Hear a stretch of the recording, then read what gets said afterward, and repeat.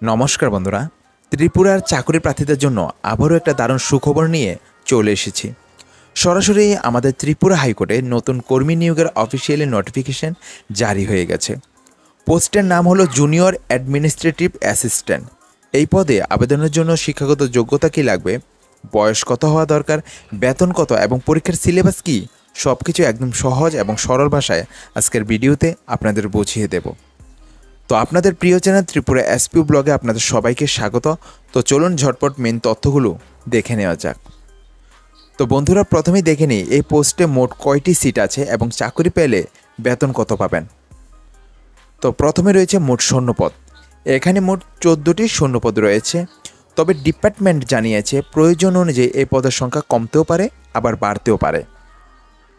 Category অনুযায়ী seat, general বা UR ক্যান্ডিডেটদের জন্য সিট আছে এখানে 6টি, এসটিদের জন্য 2টি রয়েছে এবং এসসি ক্যাটাগরির জন্য রয়েছে 6টি সিট। এবার রয়েছে বেতন বা পে স্কেল। চাকরিটা পেলে আপনি প্রতি মাসে 21,400 টাকা করে পাবেন। এবার জেনে নেওয়া যাক এই ফর্মটা ফিল আপ করতে আপনার কী কী যোগ্যতা থাকা বাধ্যতামূলক। 1 নম্বর রয়েছে শিক্ষাগত যোগ্যতা। আপনাকে যে কোনো স্বীকৃত বিশ্ববিদ্যালয় থেকে শুধু গ্র্যাজুয়েট পাস হতে হবে। 2 নম্বর রয়েছে টেকনিক্যাল যোগ্যতা। কম্পিউটারে আপনার ভালো জ্ঞান থাকতে হবে। যে কোনো রেজিস্টার্ড ইনস্টিটিউট থেকে কম্পিউটার ওয়ার্ড প্রসেসিং বা তার সমমানের কোনো সার্টিফিকেট কোর্স করা থাকতে হবে। সাথে কম্পিউটারে টাইপিং স্পিড থাকতে হবে মিনিটে 40টি শব্দ। এবার রয়েছে বয়সসীমা। বয়স কত হতে হবে তা দেখে নেই। সাধারণ বা জেনারেল ক্যান্ডিডেটদের জন্য বয়স হতে হবে 18 থেকে 40 বছর। আর যারা ত্রিপুরা রাজ্যের এসসি এসটি রয়েছেন তাদের জন্য 5 বছরের ছাড় রয়েছে।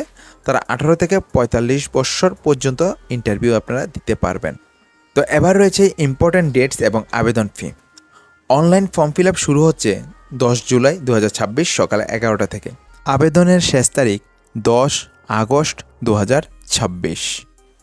আবেদন ফি জেনারেল বা ইউআর প্রার্থীদের জন্য ফি হলো 500 টাকা এবং রিজার্ভ ক্যাটাগরি যেমন এসসি এসটি প্রার্থীদের জন্য ফি লাগবে 250 টাকা।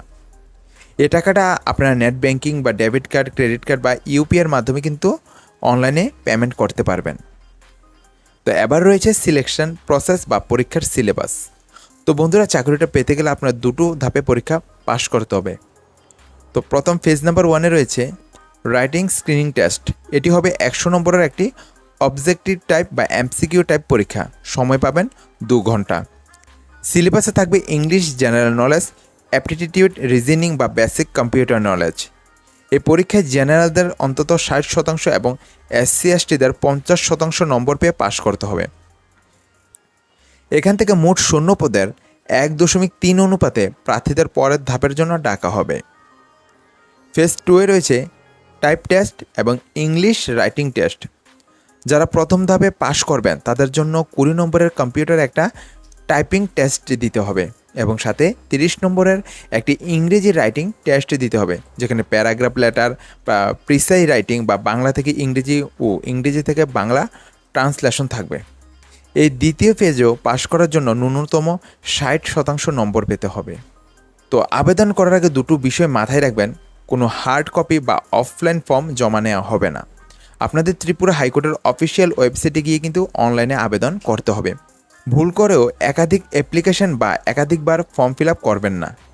যদি কোনো কারণে ভুল হয়ে যায় তবে আপনার শেষ যে রেজিস্ট্রেশন নম্বরটি থাকবে সেটি শুধু গ্রাহ্য করা হবে। আর যারা অলরেডি কোনো সরকারি চাকরিতে আছেন তাদের কিন্তু ডিপার্টমেন্ট থেকে নো অবজেকশন সার্টিফিকেট বা এনওসি দিতে হবে।